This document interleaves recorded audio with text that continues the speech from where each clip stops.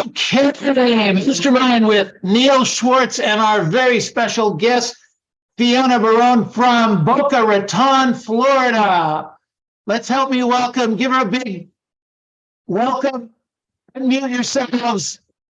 Welcome. Fiona. Good Hi, job, Neil. good job, good job. Fiona, thank you so much for joining us today. We're looking forward to a powerful call. Great energy. We talked a little bit last week, and you are quite a tigress lady. Would you call yourself a driver? Yes, sir. Absolutely. I would too. Yeah.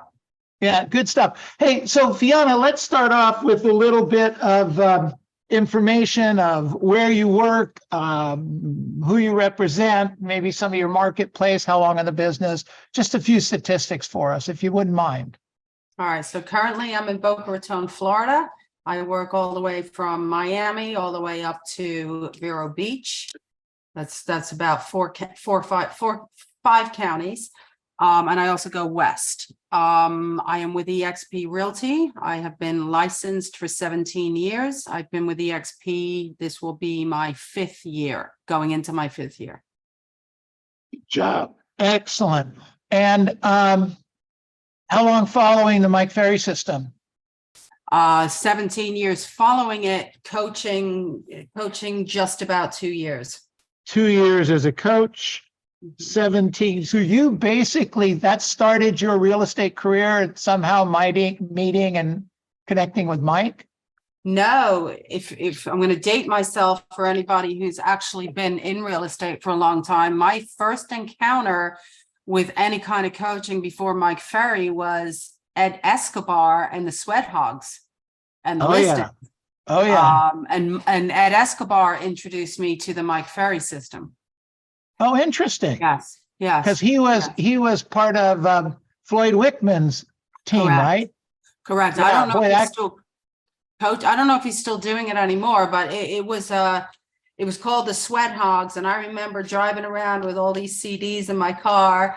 It's thinking to myself, God, I don't want to do this class, so let me challenge myself. So it was a 2-week program, I think, and within the first 4 days, somehow got lucky and got 4 listings. So I excused myself from the program and said, I don't need you. I'm about 6 months in the business. And he said, I think you're better suited for the Mike Ferry system. So that was my introduction.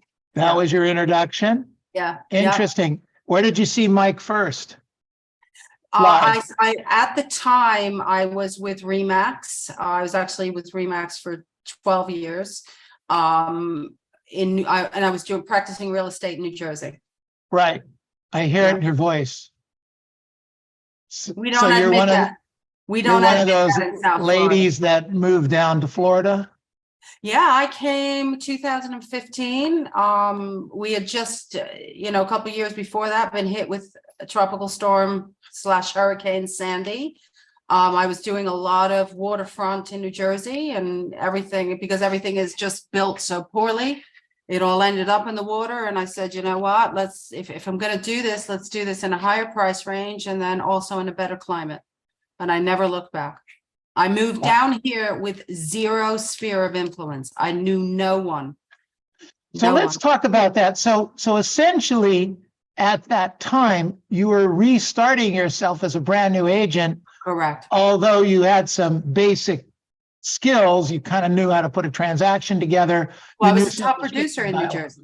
I'm sorry? I was a top producer in New Jersey. Right. So you moved down there with skills and with scripts and dialogues, but no contacts, no business, no relationships. Got it. So let's talk about that, because that's very much like a lot of our new agents. Correct. Today. They're starting kind of at the same spot, although they don't quite have the same skills. Correct. How important was it to have the skills as you walk down there? When I say the skills, I'm talking about the scripts and dialogue. Important, mildly important, critical, like oxygen. At the time, I thought it would have been, I'm me. I get appointments, I get listings. I would have thought the skills, the scripts and dialogues would have really got me through. It was not as important as making relationships with my co-broker agents at Remax and saying, hey, I'll do your rentals, I'll do your open houses, anything you need. You want me to run around, put lock boxes on. I moved down with zero sphere, with all this skill. And I kept my New Jersey area code. So when I'm calling people in Florida, I mean, it's kind of insulting. So I changed that within the first 3 weeks. Went out, bought a bicycle. It was very dangerous driving in Florida. So trying to get acclimated with the streets, I had no idea where the towns, the streets, what was in distance to a church or a house of worship. And I ended up doing the crappy work, so to speak. I volunteered to put on lock boxes and take them off so I could go into these associations and get used to these HOAs in these neighborhoods. That's what I did. Smart. So you started learning the neighborhoods, previewing Yes. the properties, Yep. taking lock boxes off, whatever it took. Correct. The skill is completely useless if you don't know where you are, if you don't know the Florida laws or your laws in your own state, in your own towns, or if you don't know how close the golf community is to the downtown center in Boca. I mean, I knew nothing, and I did not think about that when I made that move. It was just not. I'm thinking I'm such a hot shot. I'm going to come down and they're going to come flocking to me. So I joined the Chamber of Commerce. I joined Zumba. I joined every possible thing, only to be surrounded by everybody in the room was a realtor. And that made it even harder. It was never a question about quitting and saying, you know what, let me go back to New Jersey where I know I can make 250,000+. And that was good considering New Jersey at the time was all very low income. 250 was a high sale. That wasn't even a question. I just had to push forward. I made some great connections with some wonderful top producers that really helped me, kick off my business. Give you some open houses, give you some direction. Right. 100%. Absolutely. Yeah. And in 2015, we were in a very normal market where we did have to hustle, but it did give me the opportunity to say, hey, I know now where I am. Now I can kind of wing it. Now I can move forward and make my calls. Got it. Excellent. Yeah. And set that all up. So tell me, when you connected up and started to restart your business, you didn't have any past client in Sphere, and you were doing quote unquote grunt work. So you were making some deals through open houses, through those kinds of things. When did you start phone canvassing or door knocking, expireds for sale by owners, things like that? Okay, so the expireds and the for sale by owners, I would say within 2 months, as soon as I kind of got myself acclimated to the area. And the expireds were coming in a 50-mile radius. So, it was half the time picking them up on the phone, and everybody in Florida at the time were doing expired. So I shifted to the just listed and the just sold, even though they weren't my listings. I was doing that within 2 to 3 months. But most importantly, what I was doing is Florida is a 12-month state. And we are tourism at this point just about all year round. So instead of going to networking events where I'm meeting other realtors, I was meeting mortgage companies, title companies, and I was just talking to random people. Hey, you look like you're a tourist. Are you in Florida? What are you looking to see? What are you looking to see? In case you're interested, here's my email. Let me have your number. I was very pushy about trying to just get random strangers' phone numbers. I wasn't too successful in it, but I certainly put in about 500 people in my database. That's great. So it was, I mentor about 20 new agents here that come to EXP, and new agents, unfortunately, we all know what the statistics are, but I knew what I had to do. I had to hustle. I came down here. My brother had bought a house. He financed the house because he needed to put some money into an investment. So we agreed like idiots to pay my brother $3,300 a month for rent, because in New Jersey, that would have been no problem. Well, within 6 months, of course, you know, like, I don't want to have to call my brother and tell him that, you know, we're not making this rent. So I had to hustle. I really had to hustle. Got it. So real estate agents, those 20 that you're mentoring today, they're not, what percentage of them are hustlers that are close to what you were doing? Less than 5%. They don't want to make the calls. They don't want to network. They don't want to come to the office. They don't want to put in the work. It's as if we go and we're told by the brokers that recruit that, hey, you're going to make $1 million. It's a good time to go to real estate school. I don't know. I'm assuming most of you are in California, so you must have pretty big disclosure rules like we do. You know, we don't just write a contract. We're non-attorney state, so we're writing contracts which come along with 17,000 disclosures that must be explained to the out-of-state clients. They don't understand this. They don't take the time to understand this. And it's really very sad. I mean, we can only lead them to water, but we can't make them drink. And I just was always taught, to get the business, you must go and find that business. Well, you were taught well, and you're doing terrific with it. So would you say that unless an agent is willing to pay the price and do some grunt work, whether it's a new agent or a veteran agent in this environment, that they have little or no chance of surviving? Yeah, that's just my opinion. And unless you have a steady referral source, or you're going on to someone, you know, joining their team, becoming their buyer's agent, or you have a never-ending supply of relatives, how are you getting the business as a new agent? You know, how are you getting it? And the biggest thing is, you know, with these companies, and you're Century 21, you're a reputable company. But if a new agent comes on and the broker in the company says, well, this is what you have to do, this, and this, at the end of it, they don't succeed, and they go to a different company because the grass is greener in their opinion. But never once do they sit and question, hey, maybe it's not Century 21. Maybe it's actually me. And that's one of the things that I do speak to them about. You know, you all fault everything but yourself, but are you doing the absolute basics to bring that business? I don't care if you stand on a street corner like I did, get in an Uber, talk to people, whatever you have to do. Spend $5 at Dunkin' Donuts, 12 at Starbucks, but $5 at Dunkin' Donuts. Do it once a week. Talk to people. People are very receptive. So we are in the talk to people business, but we have to go out there and do it. And if you're not out there doing it, you're not going to probably get the business, no matter even in your case, where you were very, very skilled coming into the market. It was a new market to you, and you didn't know anybody. It was, I will say, it was horrible.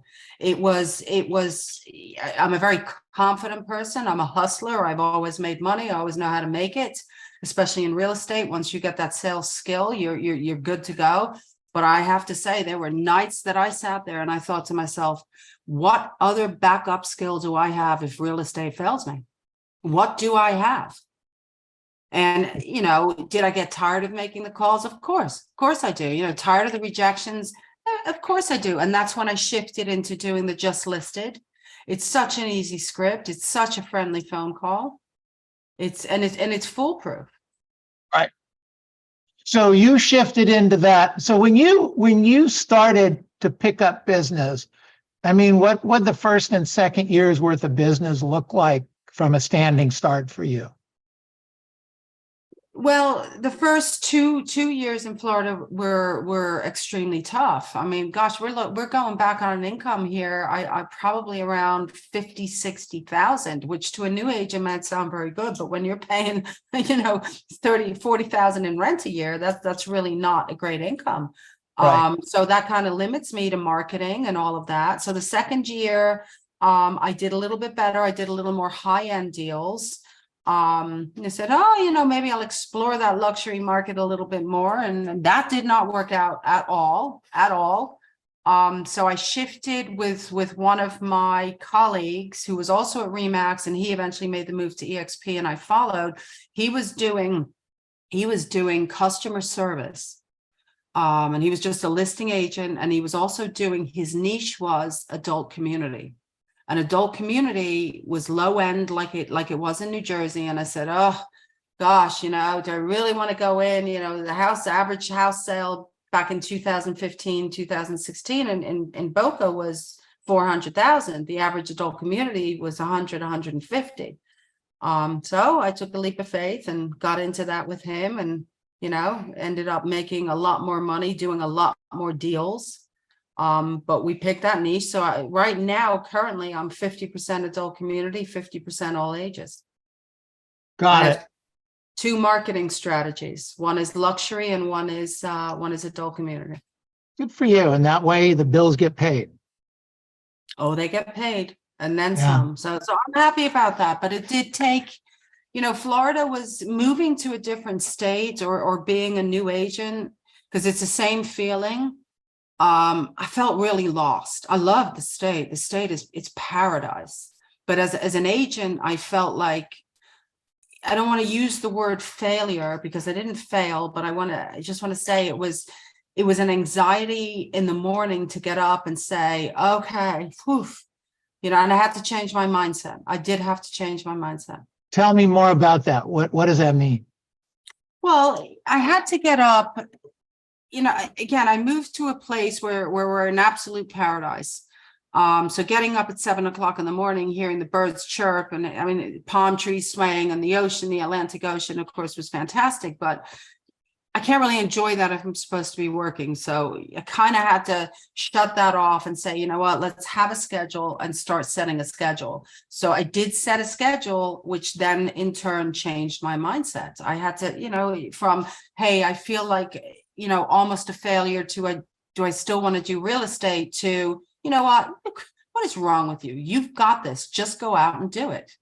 And it did come. It did. Once I changed my mindset, it did come. Good. Excellent. You mentioned that you worked with another agent a moment ago whose strategy was customer service. What did that look like? What did that mean? So I had done my first deal with him. He was at my company. He was with my company. And he had a caricature of himself. And he was known as a cartoon guy. And I had a veteran, and we bought one of his properties, and the day of closing, we did the walkthrough, and the pool was completely black. And she burst into tears, and she said, oh my God, this is the worst thing ever. What are we going to do? How am I going to fix this? And there was an issue with the pool pump, and I called him and I said, hey, Paul, we've got an issue here. Don't you worry about it. Don't worry about it. There's nothing to stress about. I said, no. But to go to closing. If we need to escrow money, not a problem. Everything's fine. We escrowed $2,000. By the time we got from the walkthrough to the closing was 5 hours. By the time I drove her back to the house to make sure the pool was clear, the pool had been cleaned. He had done this out of pocket. And I asked him that, and he said, because at the end of the day, I want my seller to be happy, and you want your buyer to be happy. This is why it cost him $750. He didn't charge a seller for it. He said, and he didn't come after me. He said, but I want this to be done. He goes, and that's what I do. I'm the customer service cartoon. So we had a good laugh about that. But as I got to know him better, and when we moved over together, we came over to EXP together. We started partnering on a lot of deals. He took a lot from me. He's not a driver. So he took, when I walk into these listings, I'm a 10-minute listing agent, boom, signed, out the door. He walks in 4 hours later, I want to kill him. But what he does have is he offers customer service. And he offers a full concierge service to the client. Do we spend some money out of pocket for this? 100%. Does Uncle Sam pick it up at the end of the year? Yes, I do get that back from the IRS, of course, because we're claiming all of our losses. But if we walk into an adult community and the seller is 80 years old and they have a house full of furniture from 1920 that we know the buyer's not going to want to buy, we take care of that for we pay for the furniture removal. So we do things a little over and above, and that's a selling point on getting these listings signed. Good for you. Excellent. Good stuff. Okay, so let's shift gears a little bit. Let's fast forward. You said you were a Mike Ferry coach now, Yes. and you've been doing that for a couple years? 2 years. Yep. Got it. So what are you telling your new agents to do right now? Get into coaching. Well, I understand that, but physically, what are you telling them? Coaching call number one, I'm here. What do I need to do to be successful today? So we have Zoom calls. I have Zoom calls with, again, it's 20 agents. Maybe I'm lucky if 7 show up, and it's always the same 7. So I'm grateful for that. And they are somewhat productive. We have Zoom calls every Monday, and they're different topics. We have to know what our clients are signing. We have to know that we can't just, one of the biggest mistakes new agents make. We're in this age of e-signing contracts. Let me just send it to you. Just sign here. Boom, it's done. And then if we come into an issue, the client says, well, I have no idea. I had no idea I was signing that. So one of the big things is we just have to know what our clients are signing. So we go over contracts. We go into contract classes. We do a lot of buyer seminars. I like to pre-qualify buyers, motivation, all of that, because buyers are now money. If a buyer comes across my desk, that buyer is typically qualified and ready to go. Got it. I'm teaching them how to work with buyers. So those are the new. So what about teaching? How much time are you spending with getting listings? So I go over listing contracts with them. I do offer every new agent. I mean, I'm going on 3-4 appointments a week. I'm always putting it out. I have a listing appointment tonight. Tonight, as a matter of fact, 7:30, I'm bringing a brand new agent with me. I have a listing appointment. Anybody wants to tag along. Anyone wants to tag along on photo shoots, home inspections, all of that. I have agents coming with me all the time. Got it. So a lot of customer service. So where does your personal business, that listing appointment, where did it come from? What activities? Okay, so that came from that guy, Paul. Paul's niche is completely adult community. This is single family, all ages, and it's in an area that I'm familiar with and he's not familiar with. So that listing call came from him on Google. He took the call, gave it to me. I called the seller, pre-qualified her, and have an appointment tonight. Got it.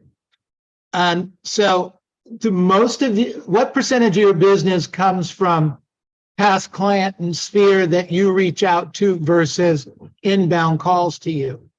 All right. So I know that my coach is on me about that. So now I'm going to have to admit this in front of God knows how many people. So I am actually working with my coach right now on my sphere and my database because I have really not done that like I should be doing. Most of my listings come from my mailers, my farming, and then calling just listed and just sold. And that's probably about 5 to 8 listings a month. Are coming from mailers, just listed, just sold? Yes, are coming from my farming mailers. Once my mailers go out, I'm on the phone. Hey, Fiona Barone, eXp Realty, just want to let you know I listed a house at 123 Main Street. It's got 4 bedrooms, 2 baths, listed for $700,000. Who do you know that might be looking for a house? I've heard that script before. So have I. I know that one version. I can recite that one, but that one comes off and the answer is always the same. But then, then I do follow it up with a bit of a twist. If they're not interested and they know absolutely no one, hey, going to be over there this afternoon. I'm going to put a lockbox on the property. I'd love to come over and meet you. Do you want to come see the house or should I meet you at your house? And I'm usually getting in that way. Oh, interesting. Good job. Yeah. So you're mailing and then following up with a phone call on the mailing. And then in that call, you're giving them an option to meet either at the house or at their house. Yes. Yes. It's a powerful trilogy. Yeah. Absolutely. And I'll bet you that kind of thing gets you business, huh? It does get me business. And it kind of breaks the ice. when I'm calling, I'm so focused on the script, and I kind of try to break the ice with, hey, you know what, I'll be in the neighborhood this afternoon, putting a sign in the ground, lockbox. It's none of it's true, but they don't need to know that. I would love to show you the house. And they're all curious to see what I'm putting on the market, so I'll meet them over there. Sometimes I'd say good 50% of the time, somebody will be interested. Or So they Fiona, sorry, remember. go ahead. Or they remember they do have a friend that they would like to move into the neighborhood. Yeah. Got it. So Fiona, you're very direct. You're a powerful woman. My sense is you have little or no fear.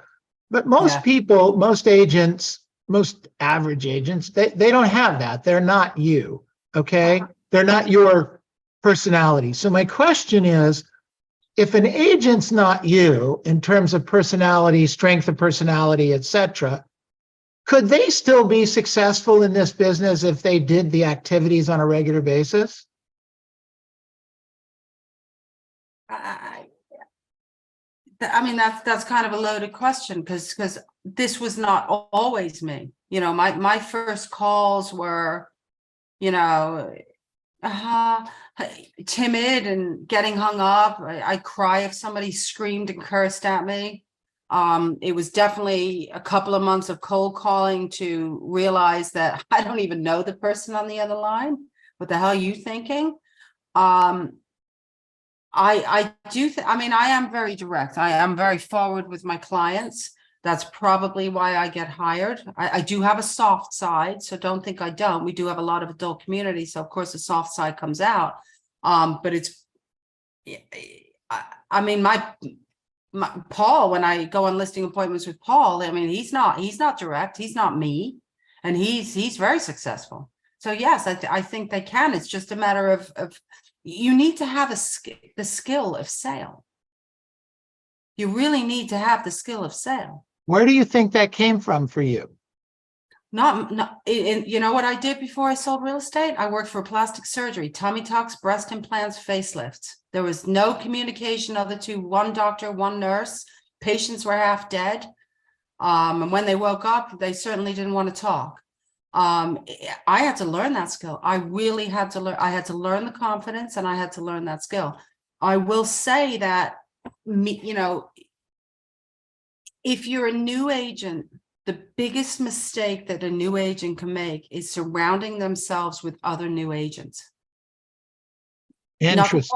Nothing wrong with being friendly, but find that top producer, find that successful agent, and ask that agent for some kind of business, whether it's putting on a lockbox, tagging along on appointments. Everybody's going to develop their own skill and their own way of doing things. My way may not be your way, but if you take a piece from me and a piece from him and a piece from her, and you do all of that, you're eventually going to get the hang of it. But go to the office every single day and find an agent to tag along with. And if you can't find one in your office, find one in a Remax or an Exit. It doesn't matter what office. I went to every office. I was a Remax agent. I went to every office. Well, it didn't mean I was going to jump ship. It just meant I need some help. I need to educate myself. Awesome. Good job. Fiona, you open for taking a few questions? Sure. All right. Good job. Okay, let's open up the mics. Jump in, raise your hand, ask Fiona. Go ahead. Just start talking. Go ahead, Melinda. Hey, Fiona. So if you have somebody who's in a funk on your team, what do you do to help them overcome that? Pretty much snap out of it. Snap out of it. Let's go on a listing appointment. This is a job. Okay. It's just like any other job, but to a seller and to a client, I got to walk in with that smile and, oh my God, I can't wait to sell your house. Kind of, it doesn't matter what it looks like. So it's the same with an agent. We all get into that funk. Find your excitement. Find that person in the office that can put that spark back in your stride. I make a habit in the morning, if I'm going to cold call, of not checking emails, not checking messages, because something's going to piss me off. And now mind frame, my mindset is already gone. So read that motivational book, do affirmations in the morning. I'm big on motivation and all that stuff. I'm really, really big on that. Talk yourself out of a funk. It's going to get better. It can't get any worse. And just find that supportive personality. Find your cheerleader. And if you can't find your cheerleader, be your own cheerleader. I hope that helps. Thank you. Oh, great question, Melinda. Thank you, Fiona. Good stuff. Next question. Go ahead, Tracy. Hi, thank you so much for your time today. You're truly amazing and fascinating and very motivating. Could you speak on the importance of sitting down, getting to know your buyer, and truly qualifying the buyer so as that you're not wasting your time and that you're working smart with that particular client? Okay, that's actually my most favorite question. So thank you for asking that. So I am big on buyer qualification. I don't mean financing qualification. Buyers are my now money. If a buyer comes to me through a lead source or through a referral, they're looking for a product that I'm going to help them find. So my first thing is to get a phone call. Hey, can we sit? Can we meet in the office? If they're out of state, can we do a Zoom? I want to get them in front of me. If I can't get them in front of me on our first meeting, I'm going to get them in my car. But I am really big on asking them certain questions. How long have you been looking for a home? How quickly are you looking to move? What kind of a house are you looking for? Have you seen a property online and can you describe it for me? Oh, wonderful. Can I have the address so I can send you similar homes? What have you and your lender discussed a down payment? Oh, we're going to pay cash. Okay, fantastic. We're ready to go as far as that's concerned. When can we meet? When can, who's going to be around? Are all decision makers going to be there? And I'm not one for taking buyers that if a buyer calls me today and says, hey, I want to see a property tonight. Not happening. I need 24 hours to make that appointment. My schedule won't accommodate. I need to pre-qualify that buyer. I need to make sure we're ready to go.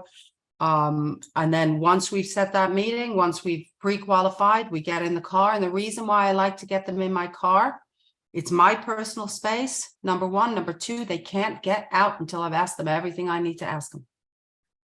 Do you like that house? Not really. All right, throw the listing away. How about the second house? I love it. Well, are you ready to make an offer? I close the buy. I want to close the buyers. Okay, fantastic. All right. Good question, Tracy. Thank you, Fiona. All right. Other questions for Fiona? Good stuff. Savannah. Hi, Fiona. Thank you so much for today. Did amazing. I appreciate all the info. Actually, my question is in regard to when you're talking on the phone to somebody and then you give them that option of, saying, you're putting a lockbox on the property, you're going to be in the neighborhood. What are they telling you? Are they saying, oh, I might be interested in buying? Like, how are you gauging that so you're not completely wasting your time, like meeting these people? So I don't feel like I am. I'm not saying, and everybody might not agree with me. If I can, I'm cold calling. So I'm just randomly making calls. So I am, in essence, a telemarketer salesperson. So if my questions are basic. Do you know anybody who's looking to buy or sell? No. Well, when do you plan on moving? I don't. All right. Well, I'll tell you what, I'm going to be in the neighborhood this afternoon. I'm going to put a lockbox on the property. I'd love to show you the property. Oh, what time are you going there, Fiona? About 3 o'clock. Do you want to meet? Well, so, then I have them come over. Chances are they either are interested in selling or they have somebody or they're just a nosy neighbor. But once I get them into the house and I do get them or I meet them at their house, hey, what do you think my property is worth? What do you think we could sell it for? You're listing this one for $595. I think mine should be worth $750 because I have this, and this. And, I am establishing that relationship and I am putting that person on a future mailing list. So my follow-up question to that is, so when you say, oh, I can meet you at your house, and they say yes, in essence, are they, even though they said maybe, I'm not interested in selling, like in what ways are you seeing them say, oh yeah, come over? So if I say, I can meet you at your house just for a quick introduction, I'd love to give you a business card. All right, coming over. Hey, while I'm there, do you want me to do a CMA? Sure. Okay. Sure. I mean, it doesn't always work like that. I mean, that could be 1 out of 50 calls. It's just even on the just listed, even though they do know because I'm farming this neighborhood and I am listing, doesn't mean they're familiar or they're even getting my flyers. It's not, I try to be a household name. I'm not. I mean, I still get a lot of, yelling and screaming and hanging up. I'm going to report you to the Better Business Bureau kind of stuff with a few foul words. So I do get that, but unlike 10 years ago, it just doesn't faze me. Just does not faze me anymore. All right, that's not a problem. But if I am, when I'm making these calls, one of the things that I was taught is to listen to their answers, and they're answering and telling me everything I need to know. Somebody is really giving me no motivation, or they're giving me the impression that they're just trying to be nice on the phone. I don't ask them. I don't want to meet you. I don't want to waste my time. So I am gauging that by their answers. Thank you for that clarification. I appreciate it. No problem. All right, good stuff. Excellent. Good question, Savannah. Other questions for Fiona, please raise your hand. I can't see everybody. Raise your hand or just ask out. I have a question. Hi, Go Fiona. ahead, Aisha. I wanted to ask, how do you go about buyer clients who tell you that they're really, really interested and want to buy something, but then when you reach out, it's kind of hard to get to them, even though they tell you that they're ready to buy. How do You you mean go they about it? lied? Yeah, well, buyers can't possibly be liars, can they? Yeah, so again, it comes back to me. I've made so many mistakes in 17 years. Now I'm all about time. All right. And I actually have an incident right now where I know the daughter of a buyer very well. We were supposed to put an offer in 3 days ago. It's in a country club, so there are additional fees. I'm still waiting for her proof of funds, and I'm kicking myself in the ass for not being ready sooner. So that's another mistake I won't make again. But it is all about motivation on the other end. There's two questions that I do ask. The one is, what's your motivation to buy? And the question can be in the form of, how quickly are you guys looking to move? Well, within a couple of months, motivation is 50-50. Oh, we'd like to go tomorrow. Motivation is 100%. They've answered that. My second question is, are you working with another realtor, or are you planning on calling other realtors, or are you going to stay loyal to one realtor? I'd like to apply for that job, but I really have no interest in moving forward if you're calling every listing agent on Zillow. I'm very direct about that. Oh, no, I just want to work with you. Things happen in the buyer's life where today they may be motivated and tomorrow they may have second thoughts. We really have to keep that in mind. Buyers are very fickle, so are sellers, different personalities. Another mistake that I made, not everybody is a contract, and once they're in contract, sometimes they're going to fall out of contract. So just pay attention to the personality and who you have. I don't go over and above for these clients, because even if we sign a buyer broker agreement, any one of them can buy something through somebody else. I may not ever know. I just try to listen, pick up what they're telling me, and act accordingly. But I do try to place them in a home as quickly as possible.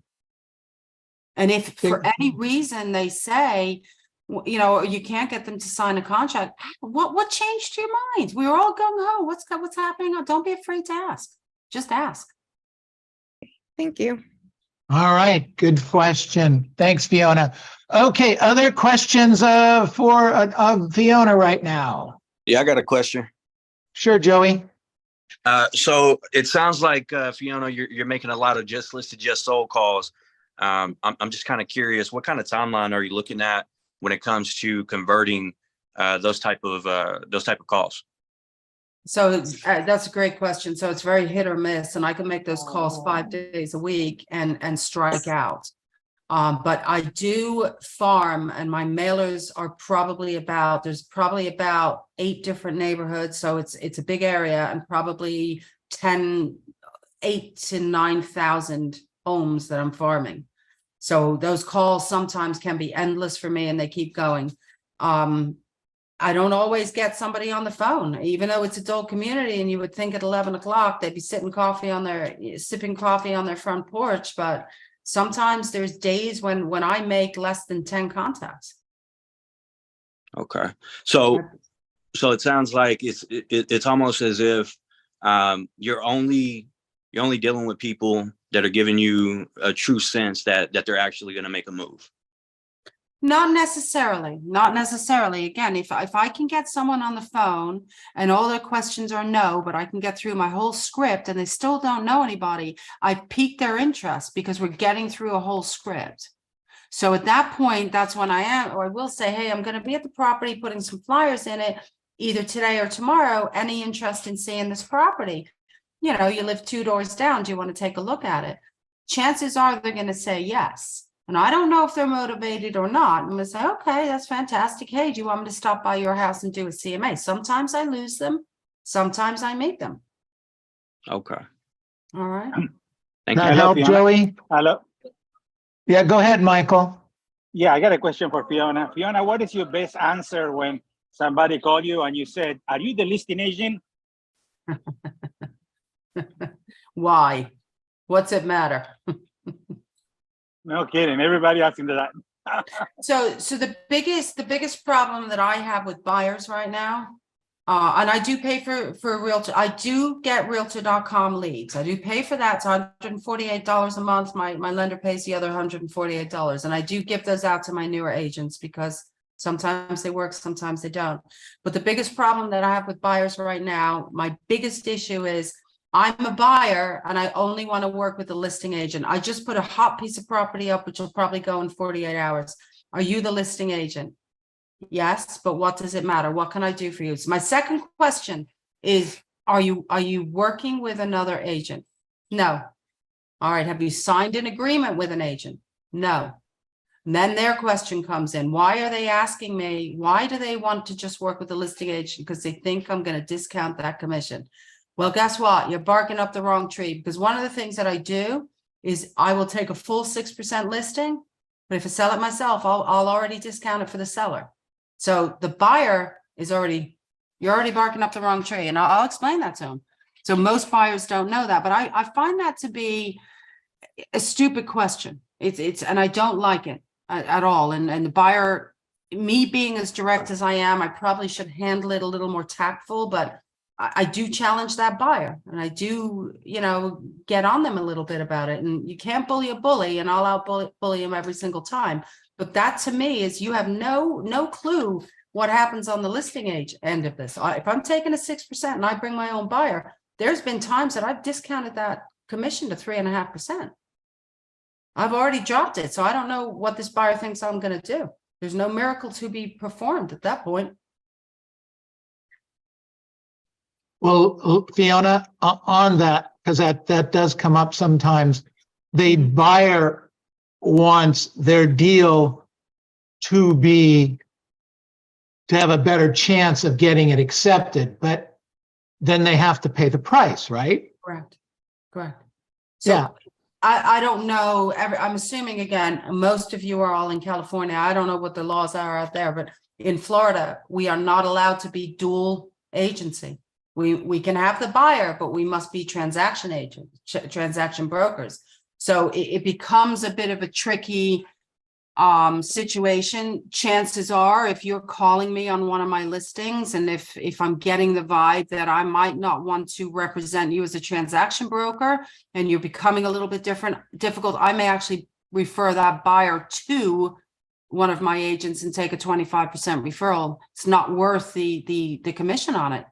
I like things to go smooth, and I don't want to get bogged down, and I don't need an interrupted transaction to interrupt my day, or a difficult transaction to interrupt my day. So that's something that I can afford to not take both ends of the deal.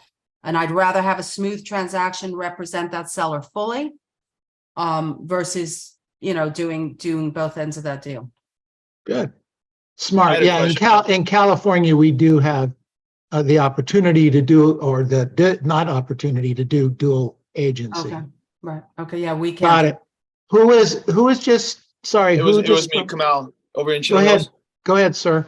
Did you Hey, preview Fiona, I it appreciate your today? time. So I'm a new agent. I've been doing it for it's probably been about a month and a half. And so I'm curious because I do a lot of cold calling of expireds and for sale by owners and just listed. But I've only door knocked twice, and I went for the second time today, this morning, and I had 2 people answer in like 45 minutes, and I knocked on like 25 doors. So would you recommend I do like 50% door knocking and 50% over the phone, or like is it just dependent upon the neighborhood, or like what's your take on that? So I'll recap on my personality. And again, it's for everybody else, but I'm all about time management. So door knocking is not an option. I could spend 5 hours door knocking, maybe hit 25 doors, 60 doors versus hitting the phones and make 200-300 phone calls in that amount of time and getting more contacts. If I'm going to go door knocking, I'm doing it with a new agent. And the only thing we're bringing is a business card. I don't hang flyers. I don't do anything else. I'm in the land of HOA communities where do not solicit is, hanging on the front of the gates when I'm trying to walk in. So I'm just not a personal fan of door knocking because to me, I'm a little bit time restricted. But I think, putting yourself in front of people is not a bad idea. So if you are comfortable and confident door knocking, keep going. Yeah. But I'd make over the day phone out of it. too, like the other day, I had 51 contacts, had 4 leads, and then That's I door right. knock, and then so I'm like, okay, do I want to door knock? But I know both is good because that face to face is good for the client too. So Right. I'll keep that in mind. Thank you. Yeah. All right. Good stuff. Excellent. Any other questions? Go ahead, Tracy. Thank you. Fiona, you're just a wealth of information, and I just love that you've your experience. Can you speak on the importance of knowing the market in wherever your office is and whatever you're farming, knowing the market and then scheduling and working with consistency? Oh, 100%. And that brings me back to, again, moving here in 2015, having no idea what the market was like. So it is really important, and especially as a new agent, really important to know and understand this market. We've been spoiled for the last couple of years. We're now back into a normal market, a little more of a normal market, even though we still have little inventory on certain properties. But I couldn't, I have the skill to sell. I could walk into a room, I could probably sell any one of you I could probably sell you a pair of shoes. But I need to know what market my shoe selling will be in. It's really important to know it. I have to know my market. And I have to be prepared every time. I don't have it on now. Every time I put that name tag on and I walk into a restaurant or a grocery store and somebody says, hey, how's the market? I got to be prepared with that answer. Fantastic. Yeah. Great. Thanks, Tracy. Good stuff. All right, everyone, unmute yourselves. Unmute yourselves. Let's give Fiona a really big hand. Thanks for having me. Excellent. Good work. Good work. Good work. Fiona, thank you so much.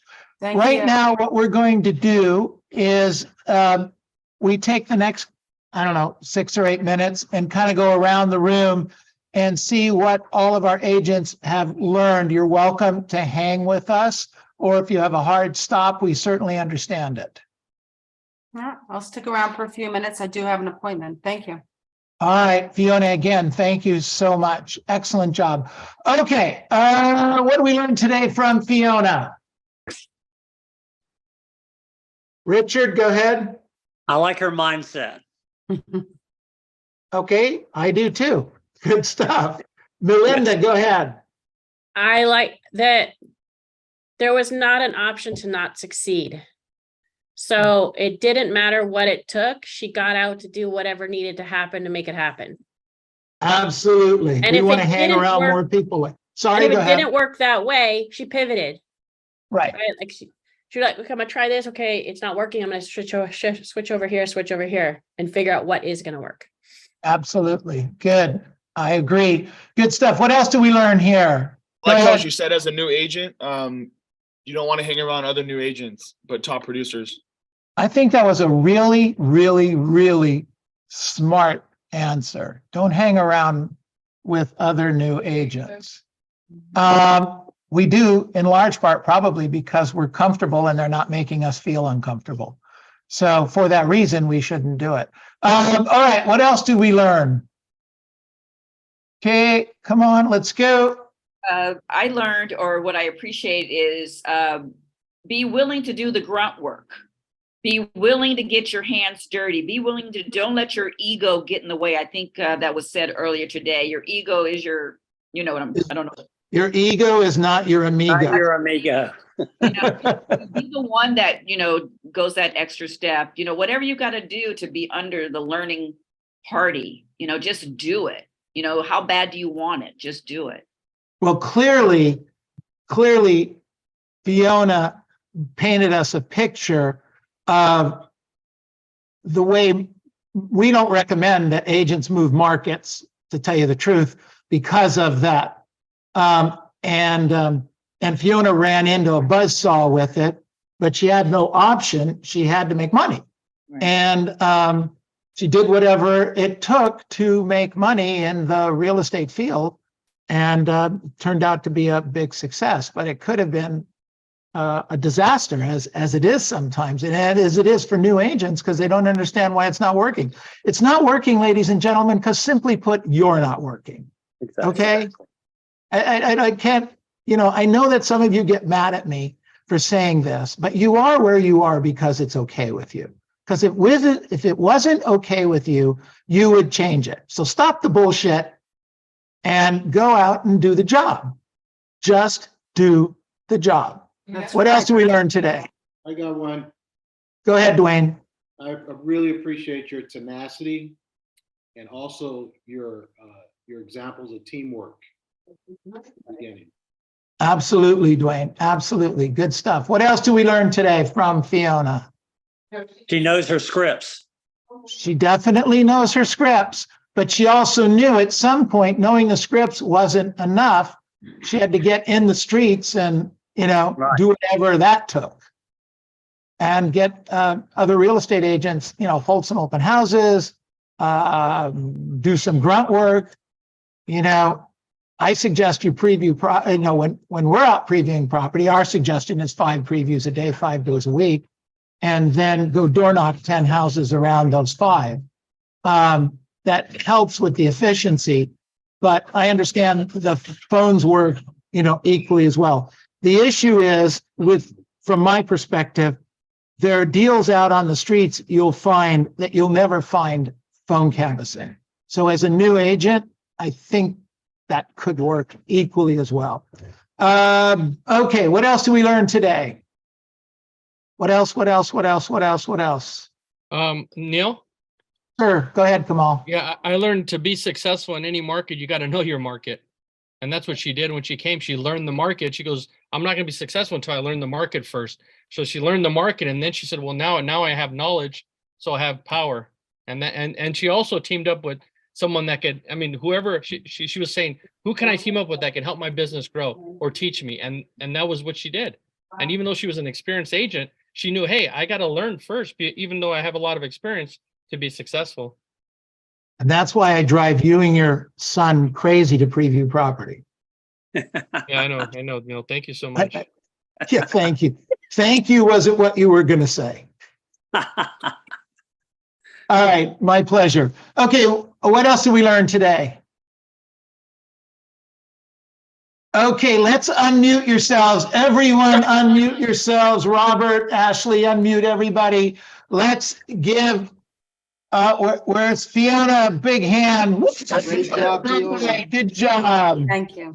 Thank you, Fiona. Good job, Appreciate good it. job. Fiona, thank you. Hope to see you in July. Yes, thank you all for your time. Much appreciated. Thanks, Fiona. All right, Fiona, we posted your name and email and cell phone number in the chat box, so hopefully you'll get some referrals from this. All right, sounds great. Thank you, everybody. You're welcome. Thank you. Thanks, Neil. Thanks. Thank you. You're welcome.